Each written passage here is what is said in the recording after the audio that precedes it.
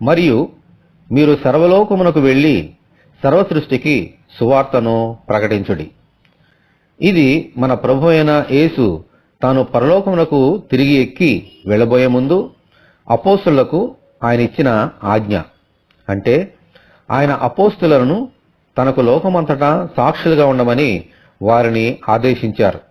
అయితే ఈ ఆజ్ఞ కేవలము అపోస్తులకు మాత్రమే కాదు, ఆయన యందు విశ్వాసం ఉంచిన ప్రతి వారికి ఇచ్చిన ఆదేశం. అందుచేత మనమందరము ఆయనకు సాక్షులుగా ఉంటూ ఇతరుల రక్షణ కొరకు ప్రార్థించే బాధ్యత మన మీద ఉంది. మనం ఎక్కడ, ఏ ప్రాంతంలో, ఏ స్థలంలో ఉన్నా ఆయనకు సాక్షులుగా జీవించాలి. ఈ నూతన సంవత్సరం అంతటిలో ఆయనకు సాక్షులుగా ఉండునట్లు దయచేయమని మనమందరము దేవుని కృపాసనం వద్ద ప్రార్థన చేసుకుందాము.